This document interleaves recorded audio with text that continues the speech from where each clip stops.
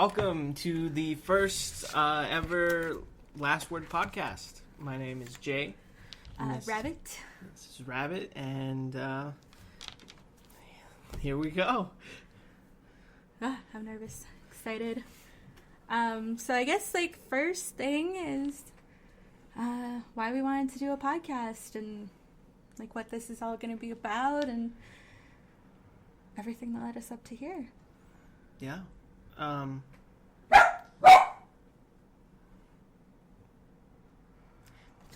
Short disclaimer, we have a dog. We're doing this from the house. Got a dog, he's loud sometimes, just bark warning, just so you know. But back to that. As far as it goes for me, I've always been into podcasts for a while now, and I first was getting into podcasts back when I was doing tech support, and boring most of the time on a computer a lot, and we couldn't watch YouTube or videos or something like that. And the kind of loophole around it was I was able to have iTunes up because it was a tool that helped me, but then I could listen to podcasts from iTunes, and that's where it started. Started listening to Tell 'em Steve Dave, which was completely entertaining and just guys talking about nothing really, but it was awesome, and that's really where it started for me. I don't know, from your perspective, your point of view, what got us here doing a podcast? What made you want to do this? For me, I was really wanting to share the weird things that happen to us, share our story, and things that go on in our lives, and I don't know, I feel like we have unique stories and such weird stories. Even how you and I started dating is kind of unique, and I think, I don't know, maybe people want to hear that. Maybe we can relate to some people can relate to us and what we have to say, and that's what made me want to do it. It's sharing those things, sharing those interests, sharing the things that happen to us, and our story, and current events, news. Definitely later on I want to get into the whole vaping thing, because that's been right there, and I really want to get on that because I vape. So there's news, there's current events, there's things that I want to get into. I'm excited. Yeah. I guess with that, as far as what people can expect from the podcast, it's going to be a variety, like so many other podcasts. It's going to be things that are happening currently in personal life or out in the world, news, stories, stuff like that. Anything we find interesting or that we want to talk about, we're going to talk about. We have a few ideas for other things that may become separate shows, but it's just going to be us kind of reaching out, knowing that there's someone else out there who's gonna need that or feel the same or whatever it is, and that's what we're gonna do. I feel like for this first episode, it's just gonna be an introduction of us, of who we are, how we got here exactly, our dynamics in relationship and all that stuff, just so the listeners get to know us, if we ever have listeners. True. We could literally those be talking to three of you that are out there right now, our friends. Yeah, those three of you. So yeah, I think that's where we'll start. Yeah. Tell us your story. My story. Yeah. You want me to go first? Mine's the most weird and complicated. Okay, so I'll get slightly detailed in some areas. Some things, I'm not ready to put out there just yet. Or some things will become their own podcast someday. Or, well, not its own podcast, but its own episode of what we do. Some things just, right now aren't worth mentioning, or, but I am going to just start from where I was born and kind of bring you right up to the present and starting from the beginning. Right from the beginning, humble beginnings. But okay, so I was born in Wisconsin, and that's where I'm from. I was born and raised. And when I was a baby, I was adopted. How young? I think I was only, a few days old. I don't think I was older than a week. And so whenever I say parents, I mean my mom and dad, the people that raised me, the people that I only know as mom and dad. Or I adopted. No, because I'm trying not to confuse people. Okay. So when I say mom and dad, I mean the people that raised me, the people that changed my diapers, the people that fed me, When I say biological or birth, I mean the people that, gave birth to me, that gave me life. But they're not mom and dad, Right. I also don't call my dad because he's, not a part of my life. So I usually will call him by his first name because, he's not. So I was adopted, and I was just a baby. I couldn't have been more than a week old. And, my adoption wasn't actually final until I was, I had to have been 6 years old. So my mom was worried a lot at the time when I was a baby because she thought that she was going to lose me at any moment. So it was really hard. But, I didn't have the greatest childhood. I have happy memories. But in my family, there was a lot of, physical abuse, emotional abuse, and verbal abuse. And, I was witness to a lot of it. I would say a good 90% of it. So, that was my childhood. My parents finally divorced. My mom finally gathered the strength to divorce my dad when I was about 8. And we moved around a lot. She took me, she left, and we bounced around different towns, small towns in Wisconsin. And during that time, my dad they were going to co-parent, and they were going to share joint custody of me. But that ended up not happening. My dad would, promise a weekend. I would pack up all my stuff, be ready, waiting for him, sometimes waiting on the porch for him. He'd never show up. He'd call my mom and tell him, maybe next weekend or maybe next month. And yeah. Typical. Very typical. So, we bounced around. It was just me and my mom. My brother, he was either living with my grandparents or living with friends, so he wasn't with us at the time. So it's just me and my mom bouncing around from town to town, my dad not really being a part of my life, not wanting to be a part. And we finally settled in Barron, Wisconsin, which is where I consider my hometown, because I grew the most. My mom still lives there. She's still raising my brother's kids there. They go to school there. And Barron, Wisconsin, if you guys don't already recognize the name, is famous for two things now. Two things. The Jamie Kloss kidnapping and abduction. And actually, her kidnapper was moved here to New Mexico a few months ago. So that's complete coincidence. That's a little spooky. And second, it's famous for Chris Cruzy, who I think was on... I might be wrong about this. We might have to edit this part. Either America's Got Talent or something like that. So he's pretty famous. And that's where I'm from. That's where I grew up. And that kind of brings you to me being, a teenager, not having my dad in my life very often, finally settling down in a place that, at the time I'm not sure if we're going to be, because I don't know. I don't know how long we're going to be there. But things with my mom start getting kind of rough too at this point. I love my mom dearly. If she ever hears this, Mom, I love you.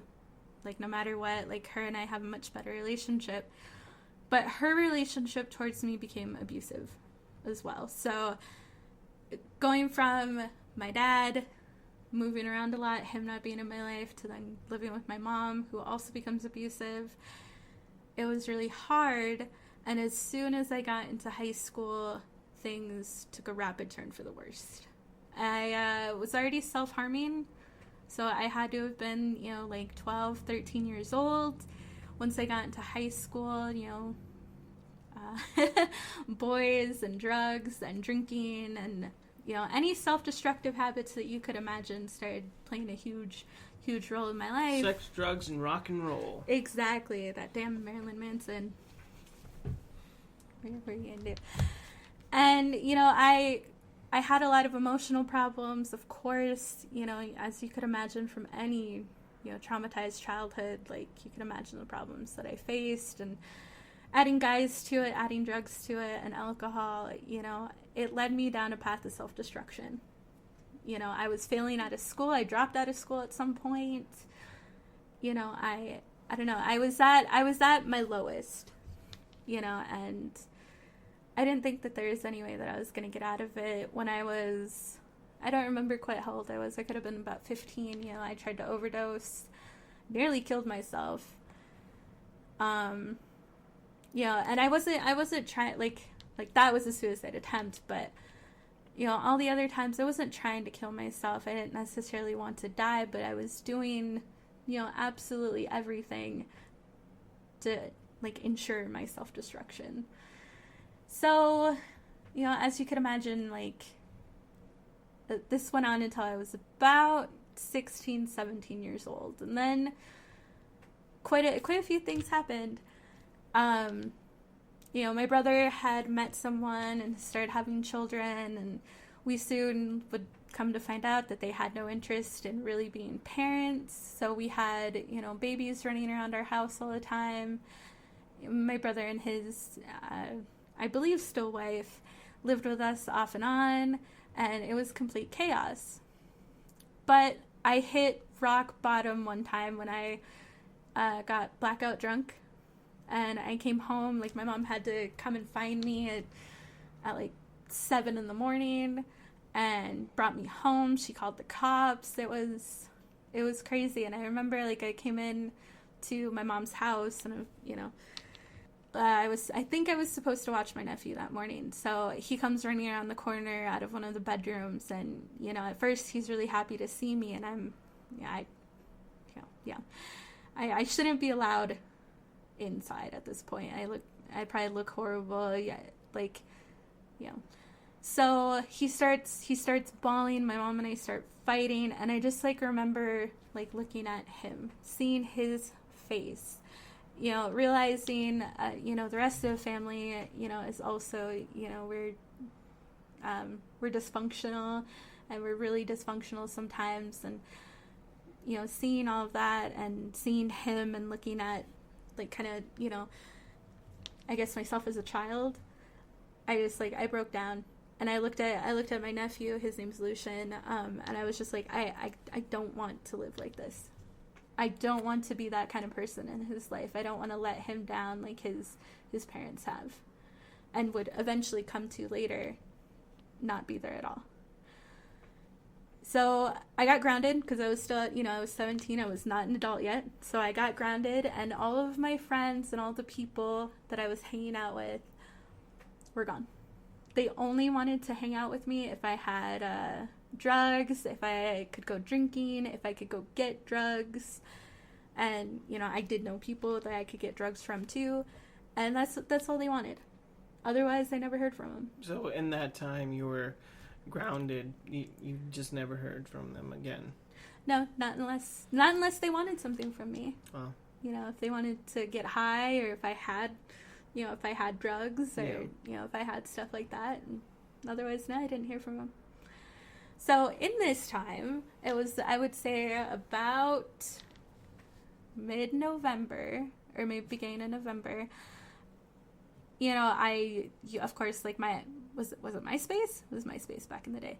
And I used to go in chat rooms and troll and just, looked for random people to talk to. And I happened to find someone who liked the way that a rabbit meowed. Which Meaning what? So I met Jay in a chat room when I was 17. I was meowing in the main chat room, and you were typing out meow. I was typing out meow, but my nickname was Rabbit, and he thought that was really weird, and he was like, I don't think I've ever heard a rabbit meow before. And I was just, you're weird. Like, I don't know. I do. I don't remember exactly what we said in the first, like, our first conversations. So I met him, and he was interesting and kind of funny. He made me laugh, and I think that's what made me fall for him originally, is how funny he was and how much he made me laugh, and just made me feel really good. And we went to, what was it, MSN Messenger? Mm-hmm. Still, God, this is a long time ago. This is like 10 years ago. Yeah. This is a long time ago. Mm-hmm. So we're really dating ourselves with chat rooms, MySpace, and MSN Messenger. That's... yeah.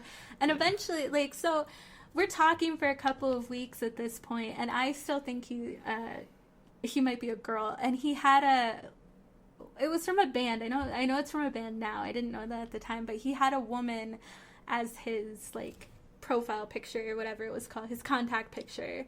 And he had just, like, Jay Lost or something on it, and I didn't know that he was a guy. And I had forgotten, and so this whole time I'm almost thinking that he's a woman. Which wouldn't have been... No, which wouldn't have been bad. Would have been okay. You know, but it was just interesting, and so I remember having to ask him. It's like, hey, are you a girl? Like, are you a guy? Ugh. That was slightly defeating. I was like, dang. I forgot my own. Not that it mattered, but to me, but it was just like, wow, okay. You know, it was funny. Yeah. Yeah. So eventually, like, we started texting. Because I think I told him, and I kind of remember the day I came up, turned on the computer, and I got on, and I messaged him, like, oh yeah, hey, how's it going? And I told him, like, okay, well, I'm tired, I'm gonna go lay down. I literally had just told him I just woke up, and then I told him, like, hey, let's text, you know, and he was like, yeah, sure, even if you just woke up. It was funny. And so when our relationship continued, because, you know, texting was like the next step, and I can't really remember. Like, you asked me out? Yeah. You asked me out. You called me. Yeah. You called me and you asked me out. Like, that was, I think, one of the first times we talked on the phone. Yeah. That you called. I think that was the first time we talked. The first time. On the phone, yeah. You asked me to be your girlfriend. A couple days after Thanksgiving. Yeah. Day after, a couple days after. Yeah, I asked you. I wanted to do it the right way, so I called you. And I asked you if you wanted to be my girlfriend. He sounded funny. He has an accent. It was... well, we're going to both sound weird to people. But it was probably pretty dorky to do. Like, you know what I mean? For, like, the first time to talk and that whole thing. But I did it. And, I mean, here we are today. Well, yeah, I mean, it worked out. Yeah. So as our relationship progressed and we learned more about each other, you know, he quickly learned about the chaos that was going on in my house. All of the kids, you know, my brother, his wife, my mom, my grandparents. He very, very quickly learned about the chaos and the drama. But, you know, I also told him, you know, a little bit about my past, you know, my dad, my parents, and the things that I used to do, the things that even a few months ago at that point I was still doing. And in a good way, he said that he wanted, you know, nothing to do with any kind of drinking or drugs or, you know, anything like that. And he'll tell his own, when he tells his own part, he'll explain why and, you know, stuff like that. And so I really took a good look at my life after all of that and said, like, no, like, I really, really want to make this work. You know, like, Jay was, like, a really good guy. You know, I'm in a better place now that I'm away from the bad influences and my so-called, you know, friends. You know, I want to make this work. So, you know, I gave up the drugs. I gave up drinking. I stopped self-harming. You know, I got my shit together really quickly because I was like, I'm not going to lose him just because I want to get high every once in a while. And I'm certainly not going to lose him over alcohol. That's bullshit. So we were dating. We did a long distance relationship for 4 months? 5. Let me think. Because we officially met in person in May. 6 months. So for about 6 months we did an online relationship, and we started talking that, hey, like, we want to meet in person, like, we want to make this a thing. And, I think everyone in long distance relationships say that. Like, oh, we should meet in person, and we should do this. And it's kind of fantasy. It can start as that, but I think in any long-term relationship, it has to get to that point. Either way. It does. And you have to be serious. Yeah. And we were. And, we started talking about that. I slowly started, like, hinting at my mom, like, hey, Mom, like, I'm seeing someone online. And our parents must have thought we were fucking crazy. Yeah. They must still look at us and be like, how the fuck did that happen? Yeah. Yeah. So, finally, like, we were, like, official, like, this is happening. And he calls me. He just calls me one day. He just, like, hey, so I want to read something to you. And he starts reading his flight details. And I was so excited. I was so ecstatic. I mean, I was like freaking out. And the only thing I could think to say, and this becomes a pattern in our marriage and in our relationship, the only thing I could think to say, it's like, wait, why are you going to that airport? First thing she said. First thing she asked. Not like I'm excited. Like, oh, I can't wait to see you. That's amazing. Like, oh my God, we're gonna do so much. I was like, why are you going to that airport? And I mean, that's how it started. Of course, like much later, like in the conversation, like I was so happy, and it was nerves. It's mostly just nerves of why I'll say kind of dumb things. But yeah, so we told our parents. Our parents actually ended up talking on the phone too, so they could get to know each other, so they know that this is real and that everything going on is real between us. And the day was for like May 14th, actually. 13th or 14th. I think it's the 14th. Because we wanted to get married on the 14th of May, but your parents, like... So we actually, we planned, one of the things is my mom wanted me to graduate high school and turn 18. So I turned 18 that April, and I graduated high school about 3 months early. And we were set, we were ready. We met in a little airport in Eau Claire, or the Chippewa Falls Airport. Eau Claire, Wisconsin. Yeah. And it was weird because I was so nervous. I hid in the bathroom and I kept telling my mom, like, okay, like, I'm not coming out until you see him. Like, you just tell him, like, you look at him, make sure he's normal. Like, I'm not coming out. I'm not, like, no, you can, you could just tell me. Like, I'll come out later. And she convinced me to come out because I had to. And, we sat there and we stood as the plane, like, came in and everyone was getting off. And I kept looking and looking. I was like, oh, God, he's not there. Like, he's not there. He lied to me. He's not there. Like, this isn't happening. And, of course, in classic Jay style, he was literally the last person off the plane. Literally. And I was nervous and scared, but, like, I don't know, most people, like, of course, get butterflies. And in a weird way, and this, I don't mean to, like, diminish anything, but I didn't feel butterflies. I was completely, like, utterly, like, calm the moment that I saw you. The moment that you were a few feet in front of me. Like, I wasn't nervous anymore. I wasn't scared. There was, like, for me, there's, like, a sense of completion. There's a sense of, like, grounding. And, like, because you know how people say, there's, like, a quote or something that, your true love doesn't give you butterflies and, make you burn and make you do all that stuff. It's the person who, brings that calmness to you, brings those embers to you, not fire, not butterflies. And that really rang true. So that was really it. So, he came to live with me and my mom, of course, and again, all of the chaos, because the next day we only had, like, an evening. We went out to see a movie, and of course we were nervous because we were literally just met in person, and, we were scared, and, again, my house was just filled with people and babies and, all of that. Yeah. At the time, it was you, your mom, your brother, and at that time, 2 kids. 2 kids. Yeah. Or Leah was just, like, either just pregnant or Lance was still just a little baby. Mm-hmm. And I had to go to work the next day you had to go to work. Yeah. Yeah. And I remember, like, I came out and I was staying at the kitchen table eating potato chips. Like the next morning. Cream. Yeah, sour cream and cheddar as breakfast because I had to go to work. I worked as a housekeeper back then for a hotel. So, and we lived like that for, 5 months? 7. Oh my God. 7 months. Oh my God.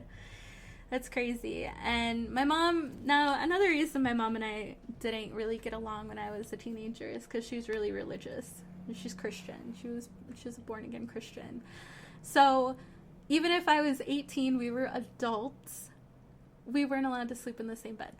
We weren't allowed to be in the same room alone, really. And even my brother, like the first month or so, would keep coming down and like checking on us. And like we were literally watching movies. Like, that's all we did. Yeah. Well, I mean. That's for another podcast. Yeah, that's a different one. That's another story. You know, but, it's like we weren't really allowed to, like, be alone. And, with my mom being the wonderfully neurotic woman that she is, we couldn't be in the same... I mean, between your mom, your brother, and the kids, there was almost no privacy. Little to none. Yeah. And, I slept on the couch for 7 months. Yeah? Yeah, we got a mattress in now it's my oldest nephew and niece's room. We had a mattress in there, but it was too small and it was covered in beetles. It was small, it was old, and there was bugs. It was covered in beetles, which I had no idea. I had no idea about until I saw them there. I don't know why you stayed. Why did you stay? Love. The things we do for love. Exactly. Yeah, it was love. Definitely. Yeah. Definitely. So, and you had to get a job too? Like, my mom made you get a job, although we only had one car. I got a job. My first job ever was August. Yeah. September. Beginning of September. So, around this time. See, it all connects. Around this time... 9-10 years ago was my first job. It was at a gas station. Quick Trip with a K, not with a Q. Quick Trip with a Q can go suck a dick. It's all about the K. I had to think Quick about Trip it. I with was a like, K. you sure? So we lived like that in this weird chaotic life with my mom and all my family, and you got to see firsthand how dysfunctional it can be. Well, I was in it you were with you. You were literally in it. I wasn't just watching. I was in it. I was directly in it. Yep. Innocent bystander. Whatever. So we decided that, we needed to kind of get out of there. We needed to start somewhere else, and we had one place that we could do this. And we talked to Jay's parents, and they were really apprehensive about it from the beginning. Yeah, it came really into something else later, but I guess really what they wanted was me back.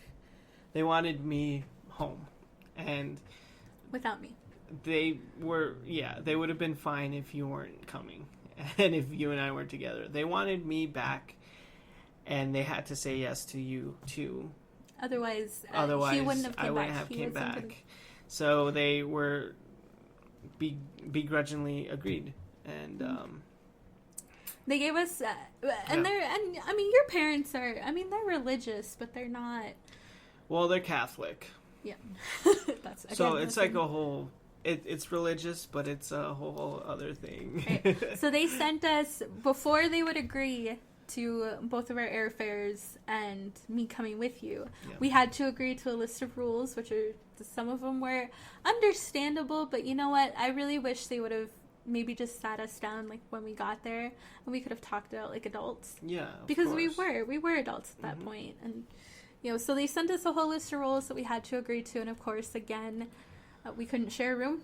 Yep, I continued to sleep on the couch in his own home. I got for his bed. another year or another 6 months or so. It was like another 6 months. So I packed up from my lovely home in Wisconsin and left my hometown, and I did still have some friends, you know, that I saw every once in a while, maybe like once, you know, and I decided to pack it all up.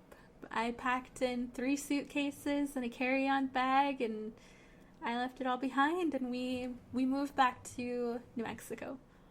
So when you fly in, you fly into El Paso. It's the nearest largest airport. El Paso, Texas is the so closest one.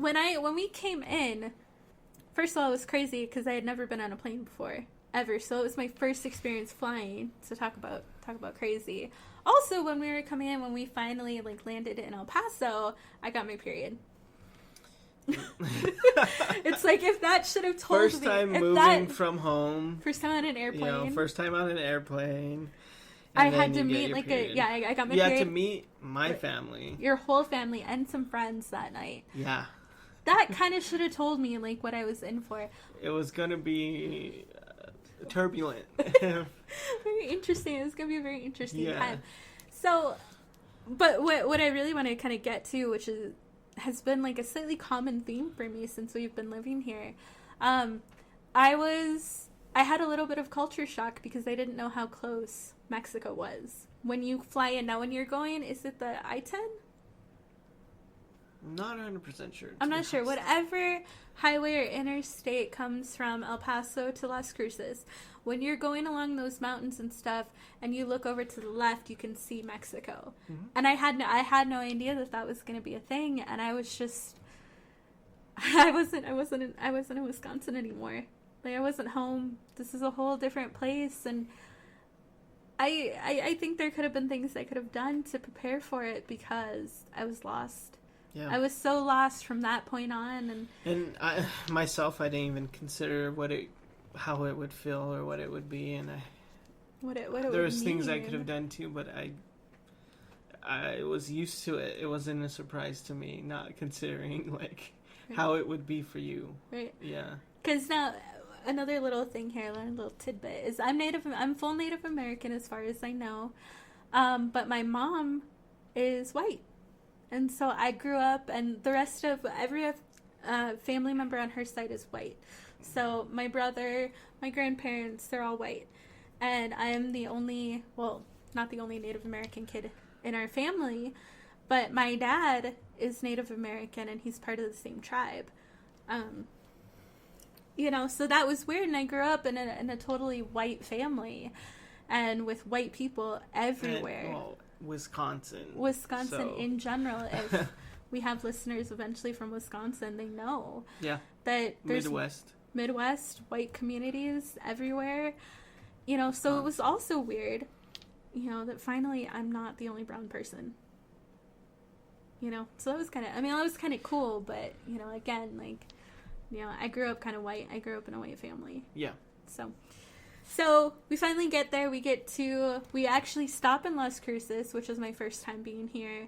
We stop here, get to see Jay's parents' second home, which I have never ever heard of a person owning a second home, which again should have told me. Mm-hmm. And it was a really nice house, and we stopped there for a second, grabbed a couple of things, and then we went to his parents' house in Silver City. And, you know, I had a very difficult time.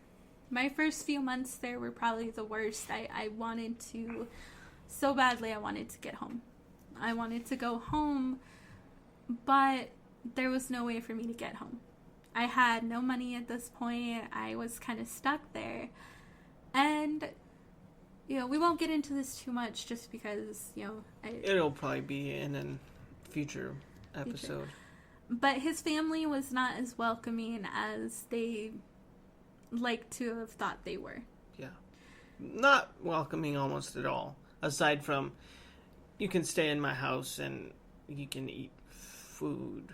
But even that, we're going to give you a hard time. Yeah, even that, you're going to it's not going to be easy. We're Yeah. going to remind you of it every day. Exactly. So they essentially, and I can say this definitely now, they essentially weren't welcoming at all. No. As someone would be to someone who's like in your house, like, I'm letting you stay here. There's like, there should be more with that. You know what I mean? Oh, yeah. So yeah, it was rough. It was rough. It was hard for me. I wanted to go home. Yeah. I had problems going to college because I couldn't pay for it. Out of state. Out of state. I was out of state and too young to live on my own. So I had problems with college, couldn't go to college. I could only take a couple of classes. I still did really well in them. Yeah. You know, I'm a great student. And so that was really hard. And at the end of the semester, again, we looked at each other and we're like, this isn't working here. We can't live with your parents. We can't be here. So we decided that, you know, let's go somewhere else. Let's go somewhere else new. Let's have another adventure. Let's pack up our little car and let's go. And we had friends at the time. So I had to meet his whole family. Yep. His mom, dad, brother, grandmother. They brought his grandmother, which, again, Hispanic family. the whole family. Grandma's coming. Grandma is definitely coming to meet her grandson's girlfriend. So, and then that night I had to meet one half of your friends. Yeah. Or like one fourth of your friends. About 4 of them. Literally. But there was many, many more. But some of this small group of friends, they live in Phoenix. And so that's where we headed out for. We lived in Phoenix. End of that semester. End of that time, like you said, where we gotta get out of here. Let's go. We left. Again.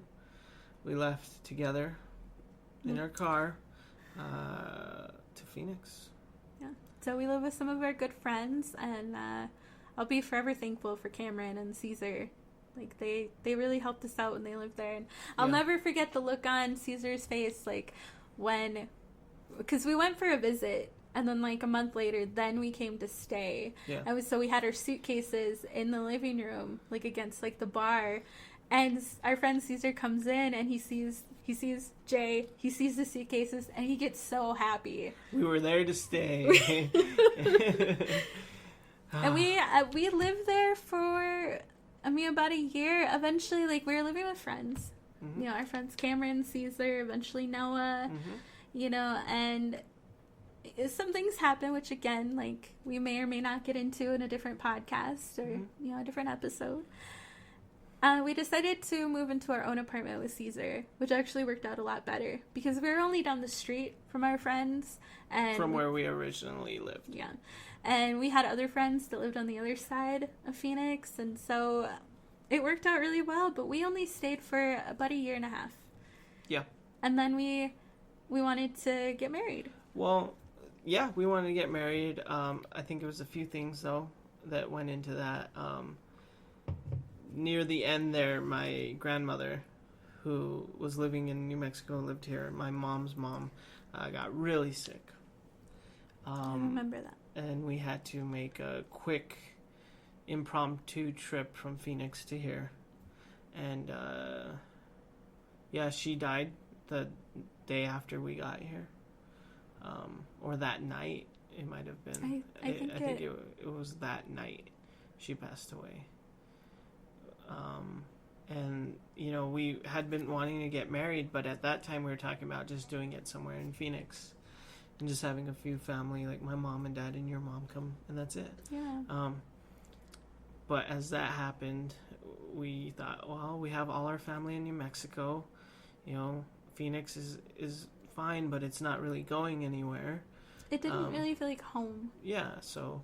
And then with that kind of missing important things like that, or barely getting to important things like that, we were like, let's go home, let's get married, and let's be with family. Great plan. Yeah, which some of that worked out. We got married. Yeah. The rest will be a whole other thing and a whole other podcast. But we came back and we got married. Well, we decided on cruises. We didn't want to live in Silver City. Silver City is It's bigger than my hometown. Well, Silver City But is it's- where I'm originally from, and that's where we lived when we moved back from Wisconsin. With his parents. Small town, bigger than your hometown, but still a small town. Not a lot of opportunity in any aspect.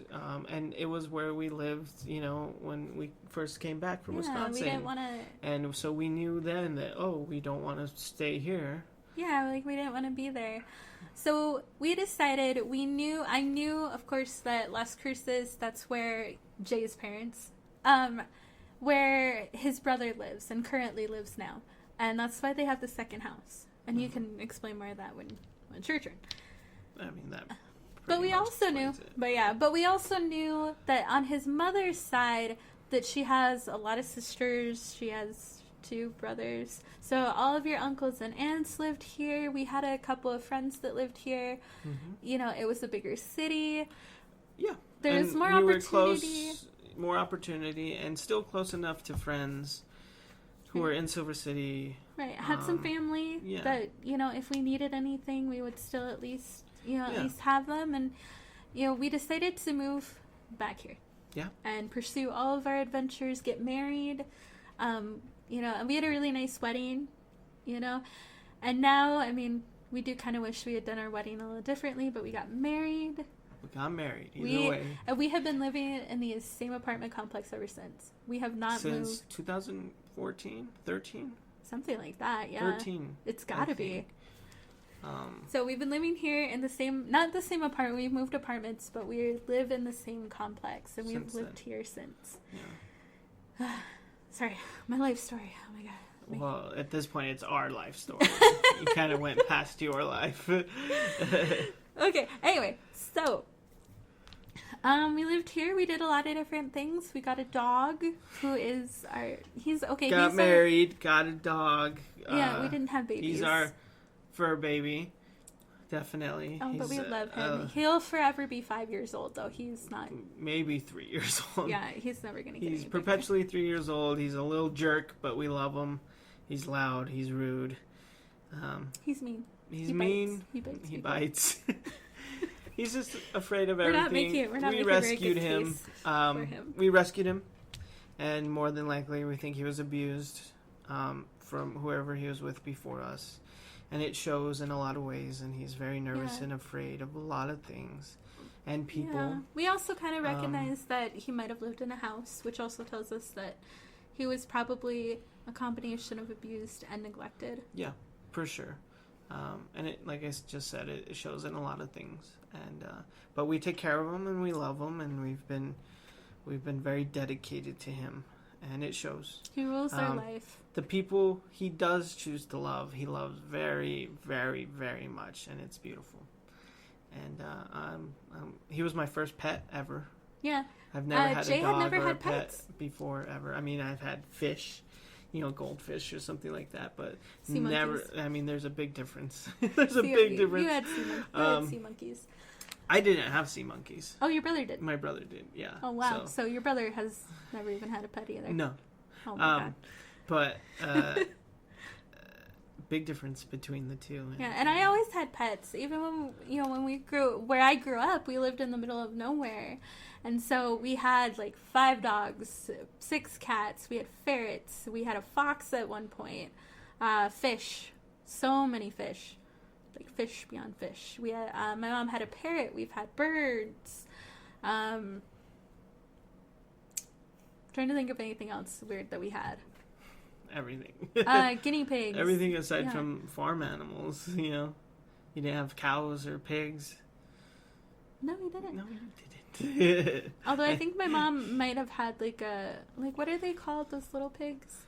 I don't know. I don't remember. My mom might have had a pig at some point. They called little pigs. No, not little pigs. It's there's a term. I'm trying to think of a term, but I can't. They're called little pigs. No. Yeah, so I always grew up around pets and around animals, and we always had dogs. We always had dogs and cats. So, yeah, we got a dog.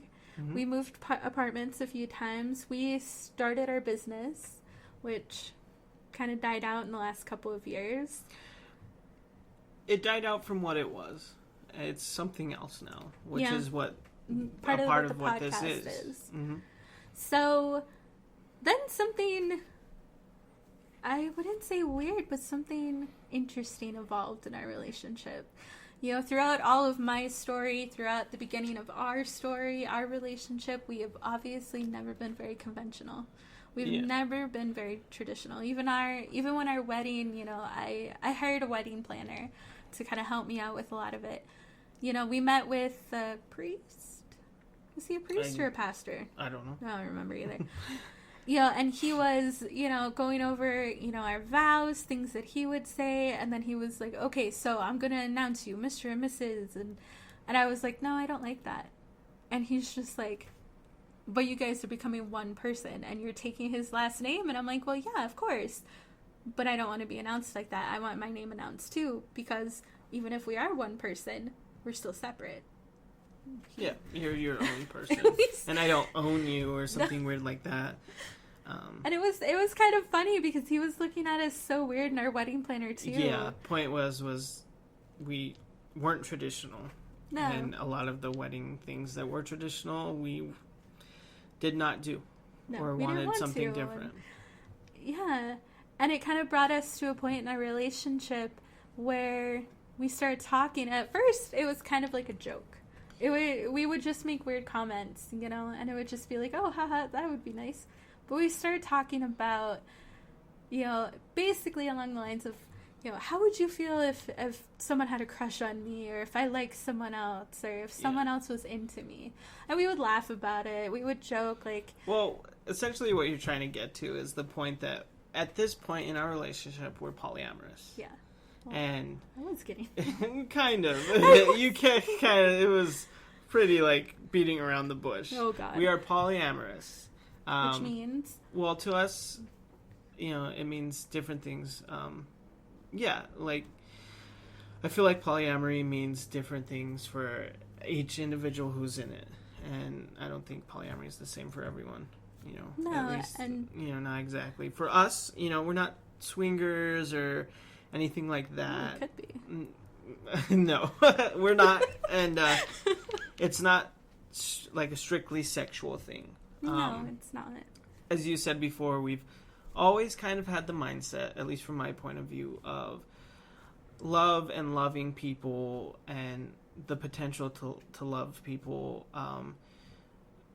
was never something we liked shutting out or putting away or being strictly between two people, because I feel like love shouldn't be that. Love should be shared and expressed and not put in a box. And, you know, but that's, you know, love means different things. It can be platonic. It doesn't have to be romantic love. You can just love someone and care for them and not want to have sex with them.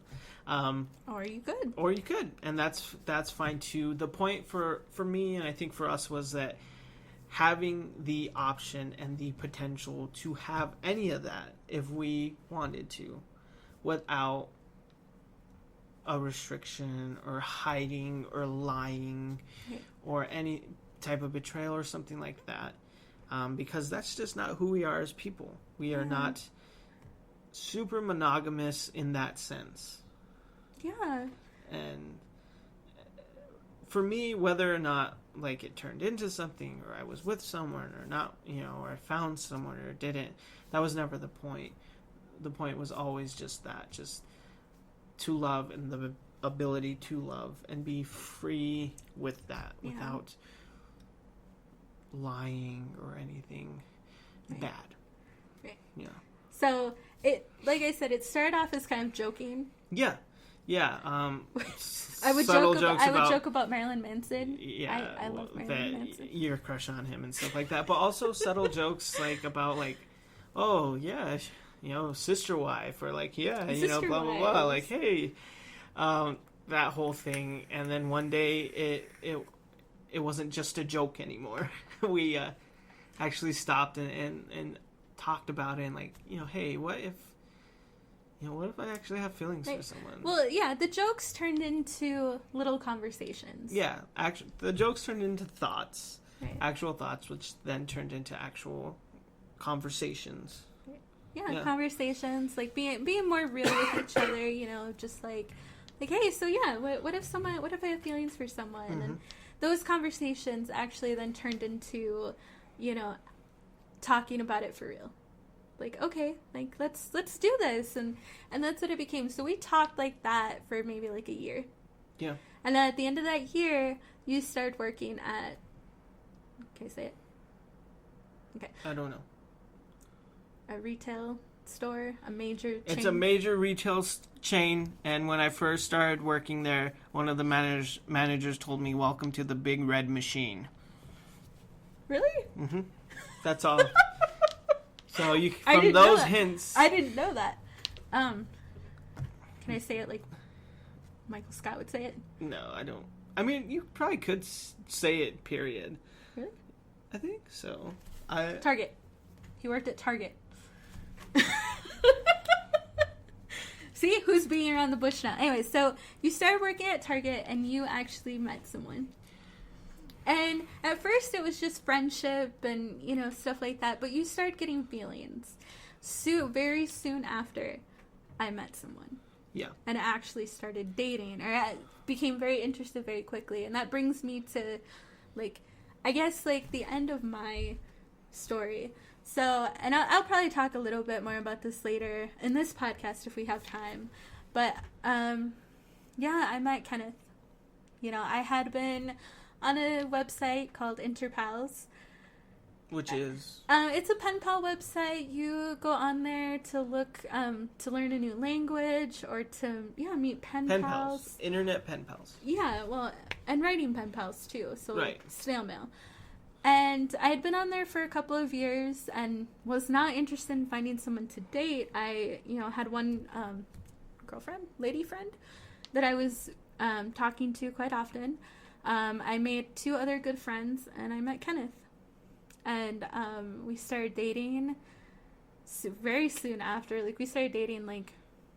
Yeah, and, well, with that, you were the one to initially or finally bring up the final conversation that led us to deciding to be polyamorous. Yeah, like, hey, all this stuff that we were talking about the last year, well, it's happening. Guess what? I want to do that. Yeah, like, let's do this. Right. Like, this is good. And, yeah, I met someone, and we dated. We had been dating for over a year. And we actually we broke up the 1st of July of this year. 2 months ago. 2 months ago, and I'm still dealing with it. It's been very, very hard. Yeah. And like I said, like, if we have time in this podcast, I'll talk more about it. I will share more. But yeah, I mean, you progressed in your relationship, but you have your own story for that, and that brings me right up to this moment. So here we are. It's almost an hour later. Yeah. Now you guys know my whole story. Most of it. Yeah, I mean, not the whole story. Huge points. All of this, our stories, everything we went through, will eventually be put out in probably other episodes, whether it's a direct episode or something we come across as we're talking about something, Yeah. It all eventually comes out. Oh yeah. all of my so laundry. Either way, yeah. So, but Jay, if you want to tell us your origin story, where you grew up, and well, I guess in a similar fashion as you, I'm like I just said, a lot of this will come out, in other things or be talked about specifically. So I'm really gonna kind of skim over a lot in some way, just do the basics. But yeah, for me, I grew up small town, New Mexico, Silver City. Didn't have an abusive necessarily, definitely didn't have a family like yours and how you grew up. Wasn't adopted. Aww. That I know of. Although your dad does say your mom had a thing for the milkman. There wasn't even a milkman at that point. Mailman, okay. I think. Well, maybe mailman, but definitely not a milkman. Yeah, and I had a pretty, as far as childhood goes, as a kid seemed good and normal. Normal. Yeah. You have a lot of things happy memories. I have a lot of good memories. There are things I think about now that I can like actually look at them and analyze them where I'm like, ooh, that was actually not good, you know. But overall, pretty normal and good for the most part. It's a strange kid from the beginning. I was a weirdo, still am. Big imagination, still have it. You know. I have to deal with this. Yeah. And yeah, that's how it was for my whole life. And so grew up, have an older brother, one sibling, older brother, about 2.5 years older than me. Mm-hmm. And that's it, just me, my brother, my mom, and dad. And that's all it was for the whole time. Yep, just you guys. Grew up, had a pretty close-knit group of friends from pretty much from elementary on. Even now. I'm still friends with friends I've had since 3rd grade. Still friends with them today, so it's been a very long time, over 10 years. Over 20 years. Over 20 years. That's a long time. Over 20 years, 2 decades, which is insane when I stop and I realize that. Right? Holy shit. Over 20 years, still friends with them today, and it just grew. I think in the small town, all my friends had the kind of same mindset. We were really opposed to drugs and drinking and stuff like that because in our small town, that's all kids did. Like, kids started getting high at like 12 years old, 11 years old, and drinking, and we were just so opposed to it. I think mostly because of that, because that's what everyone else did. So we weren't going to do that. And I had my own kind of personal reasons why I despised it. I've had a lot of bad experiences in my life because of alcohol. Nothing that I did personally. I was never drunk or something like that, but things that happened to me, both directly and indirectly because of alcohol and family stuff.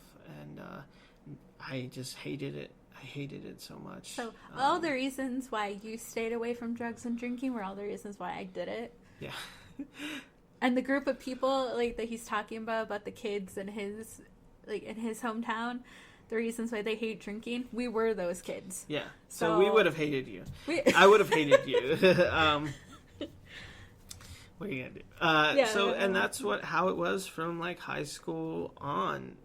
Very tight knit.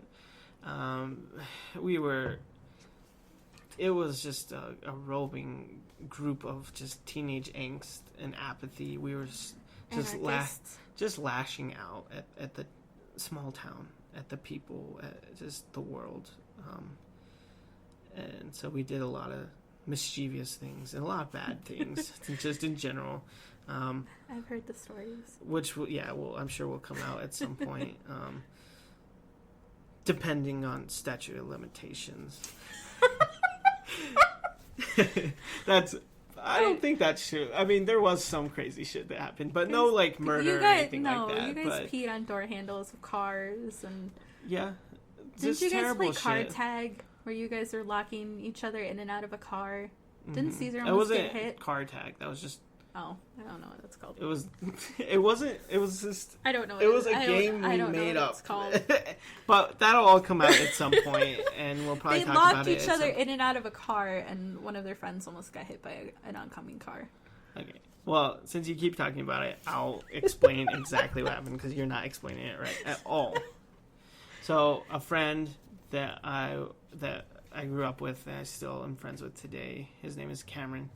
He lived right next to a highway, not like it was right there, not like it was up on a bridge or kind of close by. It was literally his house, not even sidewalk, like dirt and a curb and then highway. Yeah. And we were playing in my friend Brian's parents' van that he drove. His parents' and van. It was parked on the highway, like on the side, and we just made up this game where our friend Javi was in the van, and there was like 6 of us outside of the van, and we had to keep him inside the van.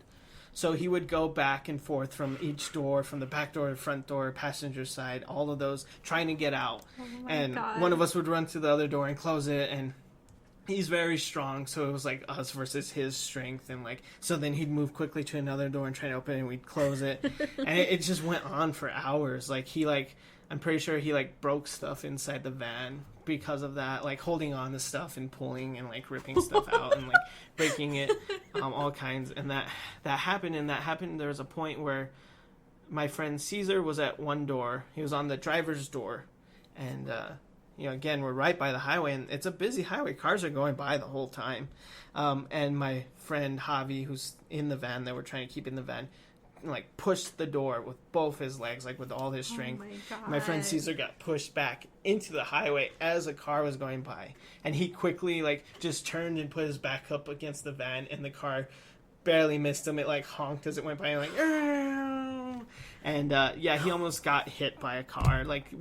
So that's just a portion of the stupid shit we did. A lot of the shit we did was not against other people as much as it was just bad on ourselves. Yeah. In some way, its own form of self-destruction. So that's what happened, and I guess that's a small tidbit of so much we did. But then eventually, high school ended, and we all graduated, and most of us kind of just stayed in Silver City, except for Cameron, Joseph, and I.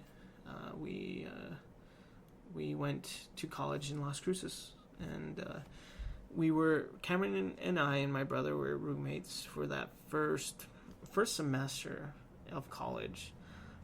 After that first semester, Cameron left, didn't go back to college, so it was just me and my brother and Joseph, but we weren't living together. Joseph was here and going to school. And it was that second semester of college where I was super unhappy. And what I can say now was I was in a depression. Didn't know that at the time, but having gone through depression recently and actually going to therapy and working through that, I can recognize times in my life where I was depressed and didn't know it, which happened even in high school, and I didn't know it. But yeah, so that time was very bad. I was kind of alone, living at that point with the second... Well, no, we got through that first year. So that second semester was lame, but we got through it. And then the second year came. And that was really hard because it was just my brother and I. And at that point, my parents built a second house for us to live in for the purposes of us going to college. Going to school. So instead of... Because they paid for everything. Paid for rent, paid for college. And groceries and stuff Groceries, too. food, everything. Cars. Yeah. So instead of paying rent every month, they were like, let's just make a house. Let's just build a house, which is insane. And it was for the purposes of my brother and I living there while we went to college. And so that was the second year. The house was ready in July or August, right before school started. Yeah. And that was the beginning of the second year, third semester, and my last semester at college there in Las Cruces. And that's really when things got bad, really bad. And it was a very deep depression. It was horrible. I really didn't have a lot of friends at all. Girlfriends, nothing, no friends. Living with a person who was my brother, but who I wasn't super comfortable with for a lot of reasons. And on top of that, just being depressed. So it was a lot at once, and it was really bad. But near the end there, it was before the end of that semester, November, is when I was in some chat room. And I haven't been to a chat room in so long at that point, and as I was in there, I was like, what am I doing here? Like, this is ridiculous. Like, this is pathetic. I gotta get out of here. Like I was literally about to close out, and then I saw your meow that scrolled up through the chat, and I decided to say something. I don't know why. I could have been like a 50-year-old man. Mm-hmm. I don't know why, but I decided to say something, and that was that. You know, I won't go too much into it because you already did, but we started talking from there. That semester was, after that semester was winter break, so I went back home and stayed in Silver City, and at that point I decided I'm not going back. Yep. I told my parents I'm not going back to college in Las Cruces. It's not going to happen, you know. So we agreed that that's fine. I can stay with them in my home, but I'd have to go to college there. Yeah. So that's what happened for the rest of that year. And the last day of that semester, May, was the day I left to go to Wisconsin to be with you. And that was it. That was it. Went to Wisconsin. Like, everything you said, met you, lived in the chaos for 7 months, slept on a couch and a beetle-infested bed, mattress, not a bed. I'm so sorry. Learned a lot. First job. A lot of firsts. And, yeah, learned a lot. Grew up a lot. Yeah, we had to. We both had to. It was hard. Just like you said, being away from home, like, completely away in a strange place. And almost for the first time. Yeah, in a strange place. It's hard. Hard. But we made it through. I made it through. And just like you already went over, we moved back from Wisconsin to New Mexico, from New Mexico to Phoenix, lived in Phoenix, moved from Phoenix back to New Mexico, where we are now, and currently are, and have been since then, and done a lot, you know, had a lot of experiences and worked a lot of jobs and did so much, and it always worked out, and you know, that's kind of how we're here now, you know. And yeah, that's how we're here now in our lives and our relationship, and it's been crazy, and I can't wait till I can, you know, get into more detail about everything. Yeah. That'll be nice. Because there's been so much, and things I'm realizing now, just talking about it like this, where I am like, oh shit, like that happened, this happened, I learned this, you know what I mean? Life just continues. Yeah. And we've had an interesting life. Oh, we have. Sometimes I feel like I've done enough for at least one other lifetime, you know what I mean? But I'm still going. Yeah. We're still going. At this point, I mean, we've both lived like 3 lives. Yeah, at least one other life. But we've done a lot, and we've been through a lot. At this point in our relationship and our marriage, so we've been together for, I think this November it'll be 10 years. Mm-hmm. So we've been together 10 years. I met him when I was 17. You were like 19, going on 20? Yeah. 2.5 year difference. Yeah. Mm-hmm. Oh, you're going to be 30. I'm going to be 30 in December. Please listen to our podcast. This can't all be for nothing. Oh my God. Please help me. You're going to have to edit that out. I got a vape. Yeah, so gonna be 30. We've been together 10 years, lived a very interesting life, and we're still going. And we're recording it all, and so, we're putting it all on tape. Yeah. Well, I think this is one of the first times too that we're I mean, I told my mom that I'm polyamorous and that, hey, I was dating someone. I haven't really told many friends because, all my friends are back in Wisconsin, and, I've lost quite a few friends just over the years, just with life. We told a few of your friends.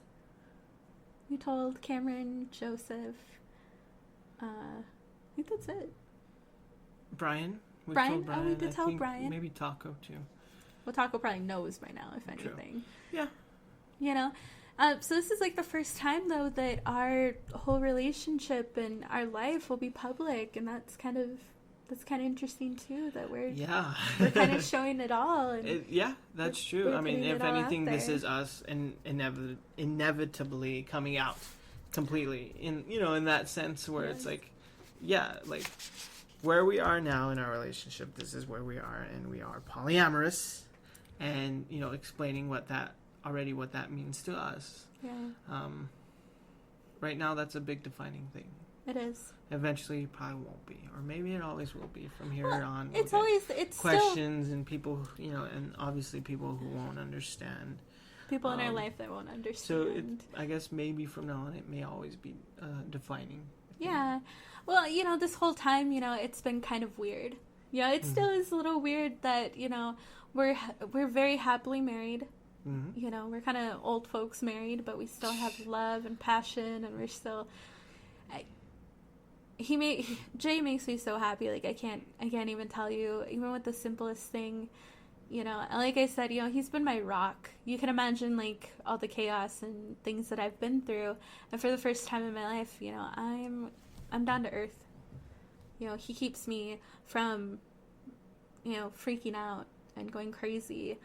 Almost on a daily basis. Sometimes. For the most part. So, I mean, even that, we have a really good marriage. But when we're sitting there, we're talking about people that we've dated and currently. And, when I'm going through my heartbreak, and we do have a little bit of time, I can tell, hopefully, our eventual listeners a little more about that. But when I'm going through all my breakup stuff and I'm talking to him and I'm telling him everything, it's still a little weird. It's like, I'm happily married. Most people would think I'm crazy. Yeah. Well, and in some way, we've talked about it before. I'm sure we'll talk about it again. It's in our own heads. That inner voice sometimes is like, hey, this shouldn't be normal. Mm-hmm. Like when you say, oh, I'm talking to this guy, or we're flirting, or when you first were with, Kenneth, and that whole thing where it's like, there's that part in my head where it's like, hey, you shouldn't be okay with this. But then, I stop and think about it. It's like, I know I shouldn't, but I am okay with it. And that's it.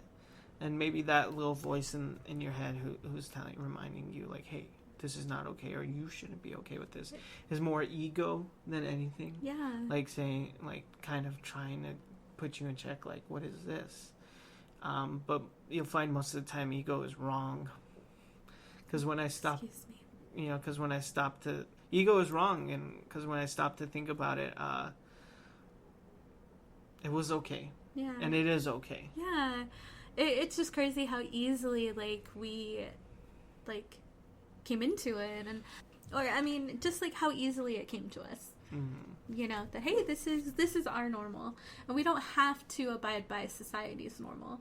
And we know, most people, obviously the general public, will be mostly monogamous. Yeah. And would not understand, but kind of our whole theme as a couple, as people, is we're kind of rebels. Well, and not to go against the grain just for the sake of doing it, at least not all the time. Sometimes it's fun to do it on purpose. It is. But a lot of times, just things that are supposed to be normal, or things that everyone else, conforms to, doesn't make sense. And we've always been our own people, and why would that change when we're married? Why would that change when, we're 30 or whatever, Yeah. So, that's just us. That's just who we are, and we came to it so easy, and it's been okay for us. it's been For good. us as a couple, and I think in a lot of aspects, us individually, it's been good. Well, and there's nothing wrong with exploring within a marriage either. Right. And, having adventures and just trying some new things, And I know, like, being polyamorous shouldn't necessarily be an adventure, but it is something new, and it actually, like, it brought us closer. It brings us closer as people and as human beings, and we connect even more as husband and wife. Right. Yeah.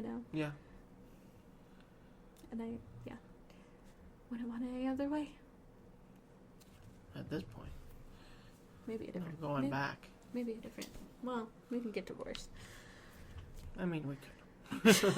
I mean, why not? No. But I guess the last part that I just wanted to go over or add to, because it's going to be a big subject for me for the next few months. And of course, like, I want to talk about a bunch of other stuff and, news and current events and things that happen. But, I want to talk a little bit more about my breakup and just give a little more story and details and, and kind of, explain a little bit more about that. And like I said, it's still so recent, it feels like it's been a while, but it doesn't, So I'll try to keep it brief, but, so like I said earlier in the podcast, Kenneth and I met on Interpals, which is a website for, pen pals and learning new languages and, those kinds of things. And he first messaged me about Dungeons and Dragons, which is a game that we're... Yeah, it's a... Dungeons and Dragons is a huge hobby, I would say, that we're very much into. In fact, I don't even know if you can see it. You might be able to see it. This is all of our D&D stuff that we keep here for... we have a campaign with some friends that we try to every Sunday. But I thought he was going to be an asshole first. I thought he was going to be kind of arrogant. Typical judgmental, like, guy, to girl, like, oh, you play D&D. Yeah, oh, you play. Like, well, yeah. But, we hit it off. I love talking to him, and we kept those conversations. We talked on there for about 2 weeks. We kept those conversations mostly about the game and just,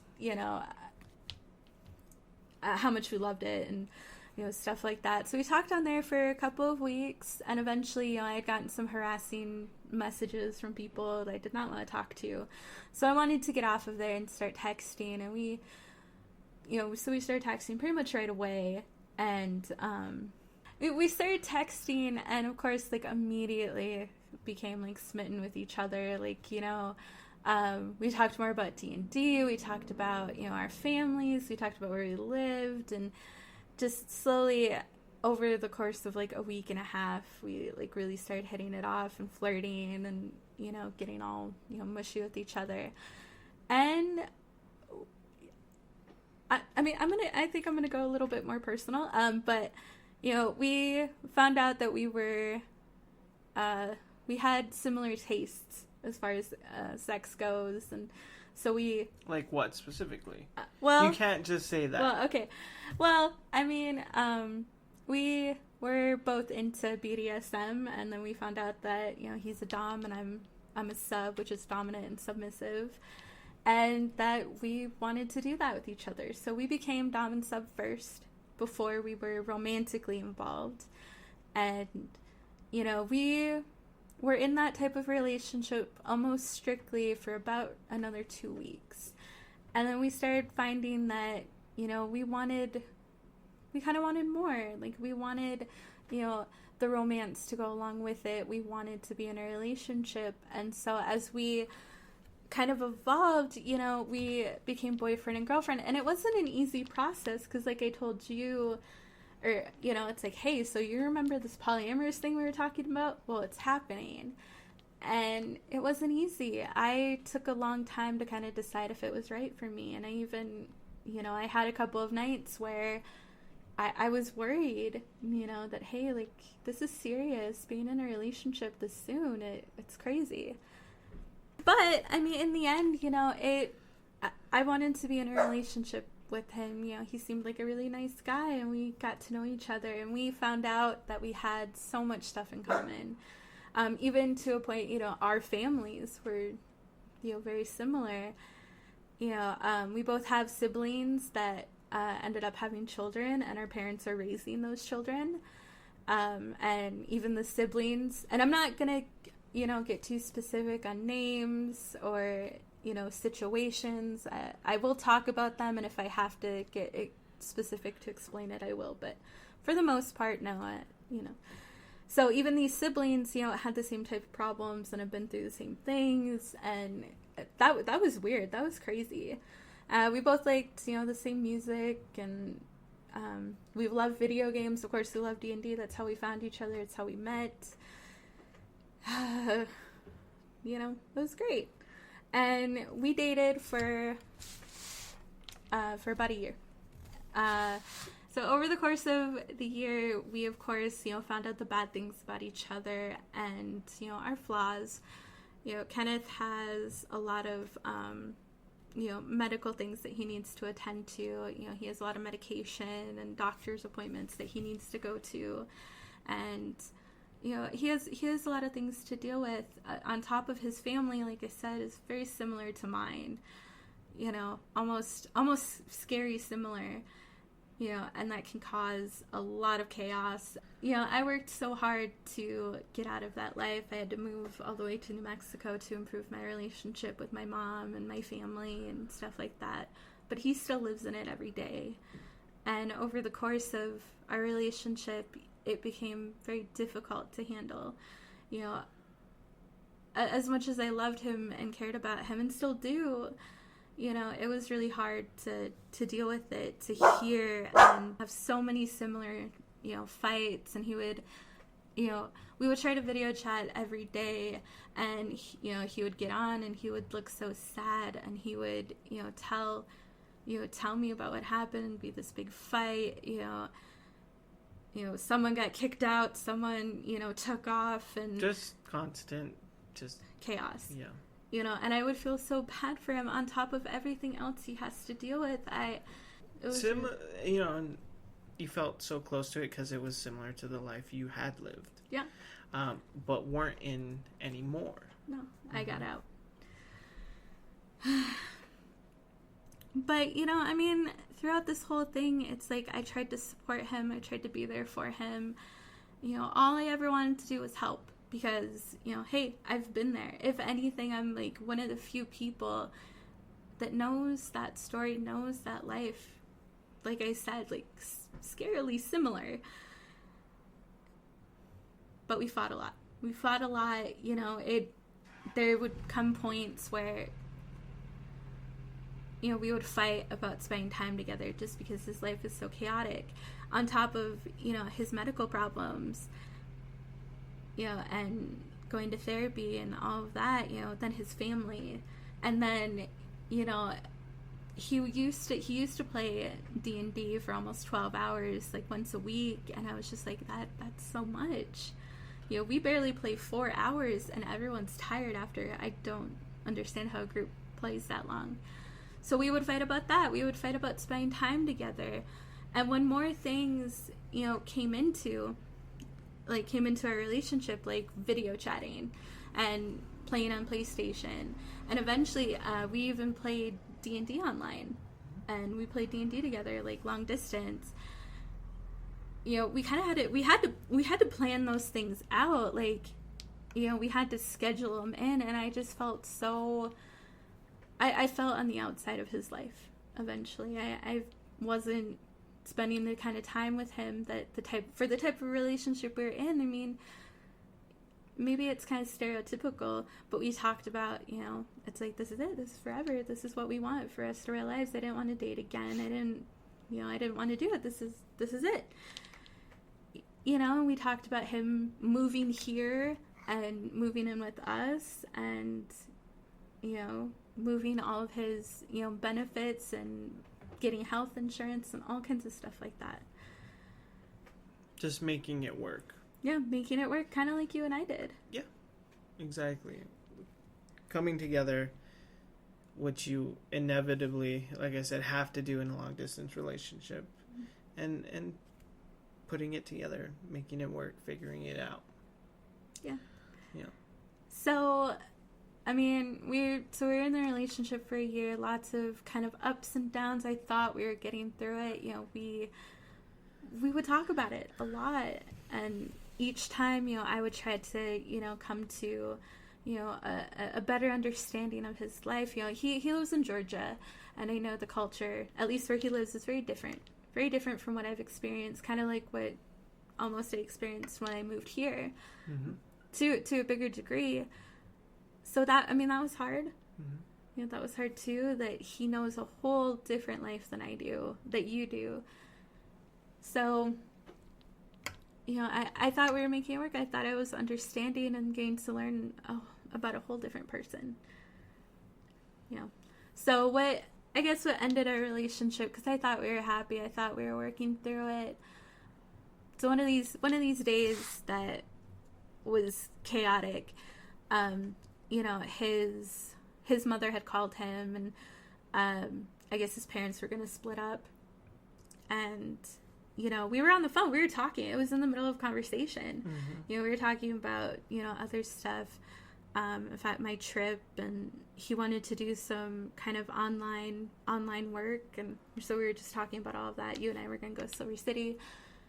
So we were just talking about all that, and in the middle of it, you know, his mother calls him. There's another chaotic situation, and, you know, I'm sure there's lots of arguing and fighting and stuff like that. And he immediately tells me, and he's done this a lot, he does this. He gives me the headline of the situation, but he doesn't explain. Right. And then immediately, like, expects me, and I expects me, you know, but he thinks that I'm supposed to immediately understand everything without an explanation of what's going on, what happened, you know, what's going on. And one of my faults was kind of going crazy psycho girlfriend and immediately telling him, like, no, it's not going to happen. Well, what was it that he told you? Well, I don't want to get too specific. Well, okay, well, you have to... So he said something...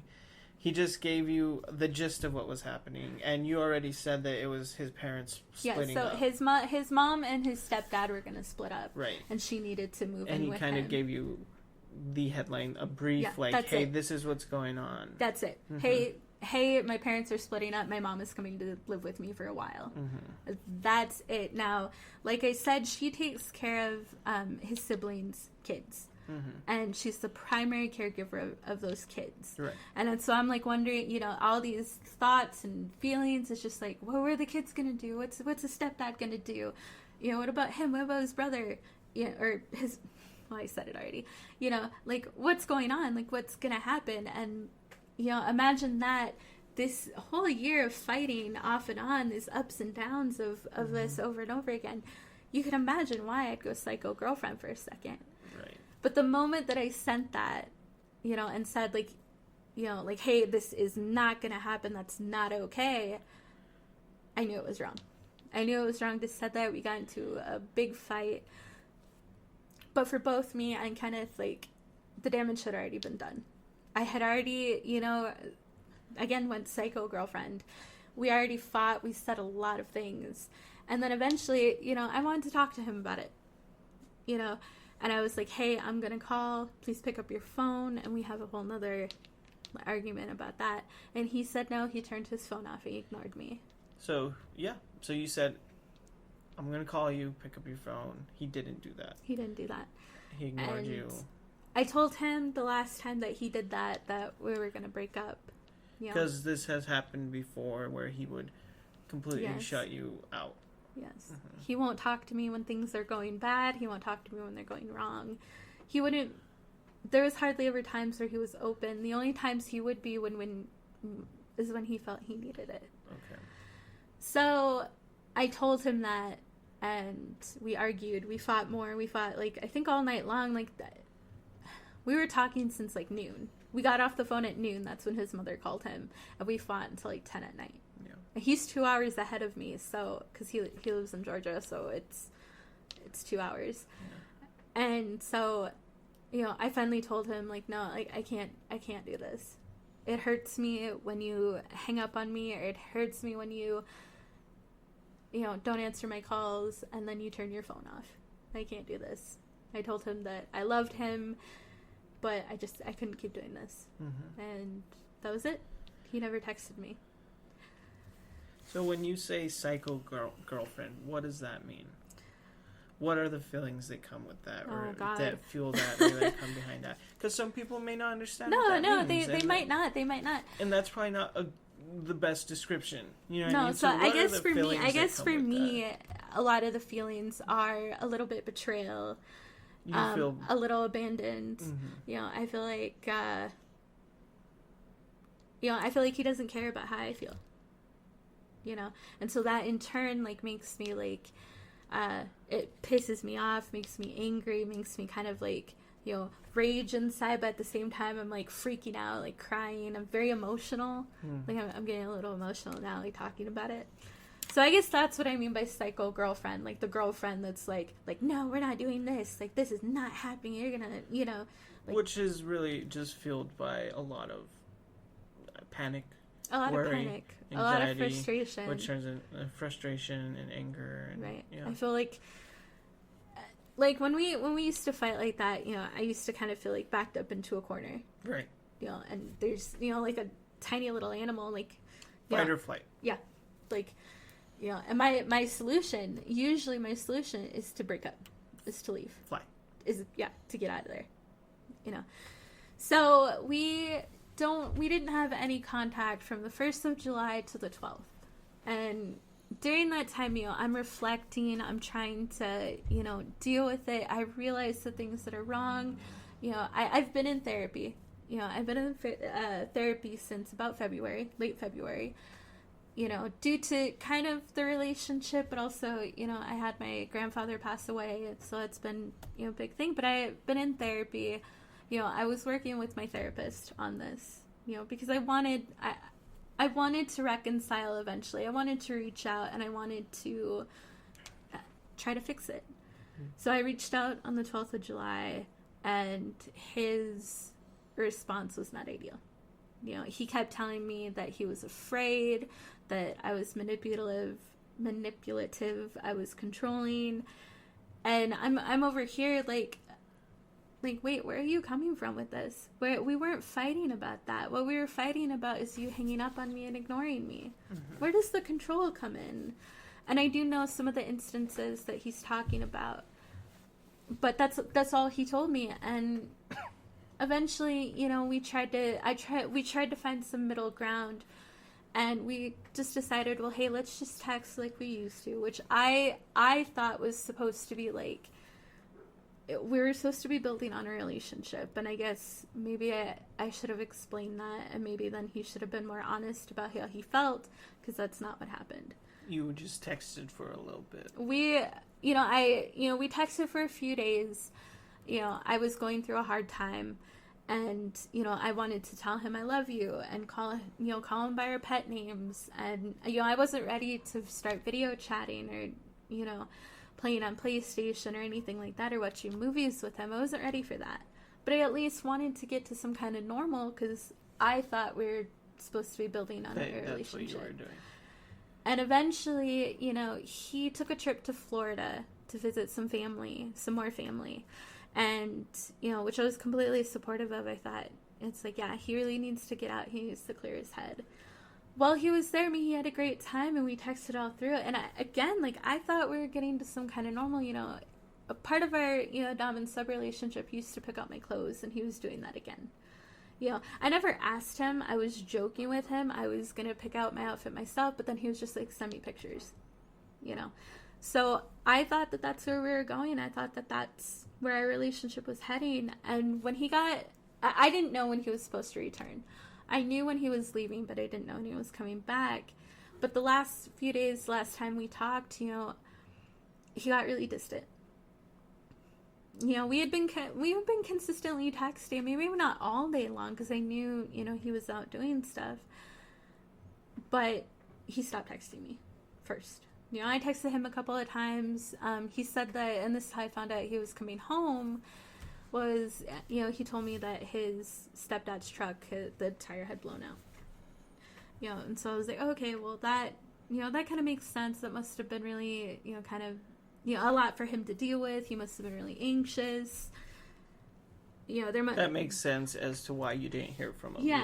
Yeah, and I'm sure it must have been hard, having a vacation and then coming home, right? And then having something happen. I have to deal with that also. Mm-hmm. Yeah. So I thought that's why he was being so distant. But the second day he was home, the same thing. Didn't hear from him. I texted him first, and I got to the point where I had been trying to learn all these things from my therapist and stuff that what she was. Things? Well, I mean, to be patient, to give him time, give him space, deal with my own self, deal with what I have control over, which is me, and deal with my own actions. But it got to me. It got to me that he was being so distant, and I thought we were supposed to be building a relationship. So I texted him. We had been talking for 2.5 weeks, and when he was home, I texted him, and I asked him, hey, so is everything okay with us? Where we're going, or what we're doing. And his response again was less than ideal, and I kind of had no idea. And he told me that, well, every time I think about us, I think about control. And it started this whole thing where, again, we were kind of fighting. We were kind of back at the beginning of when this all started, a month ago. So we got into a fight the next day, same thing. We had been out with our friend Joseph and talking to him a little bit, and I wanted to solve it. I wanted to know what was going on, if we were going to be together or not. And I felt like he was leading me on, and I had told him more than once, don't lead me on, be honest. Yeah. And never once was he. He never, yeah. But finally, I told him, it's hey, we're either together or we're not. We're either going to work this out or we're not. We need to go our separate ways. And we got into this huge fight. This kind of huge, unexpected fight. Again, we said a lot of things. He was very mean. He was very mean about the whole thing, saying that I was controlling him. I was manipulating him. If we got on the phone to talk, I was just going to mess with his head. Which to me seems, it comes from kind of out of nowhere. I don't know where in his head he got this. Yeah. Or if maybe he was just trying to justify what he was doing. And so, in all of the anger and all of the, really hard stuff, I told him, why would you talk to me? Why did you talk to me again? You could have ignored me. Mm-hmm. You didn't have to text me back when I first texted you. You could have just left. You could have let it be. Mm-hmm. You didn't have to. You didn't have to text me. We didn't have to talk. You could have been honest in the beginning. Yeah. So, and then why also, because when we first broke up, he didn't take me off of PlayStation. He didn't take me off of Facebook. He didn't take me off of Skype. Mm. We kept him on, our Netflix and Hulu account. And I told him, well, if you feel so strongly, because he was saying some very hurtful things. If you feel so strongly, why don't you take me off of everything and block me? Why are you talking to me? Right. It wasn't supposed to be like a, what would you call it? I wasn't telling him to do these things. He chose to. Because then, again, being so angry, I told him, do those things. If you feel so strongly, if there's nothing left in your heart for me, do those things. And answer these questions, because I was, asking him, what? Was their relationship just fun? And then the moment it didn't become fun, you're over it? You're done? You're going to throw it away? You're going to throw away a year of a relationship? And the last thing he's said to me yet was, it's not that, I forgot exactly how it went, because it's been about a month or so. It's been a long time since I've last heard from him.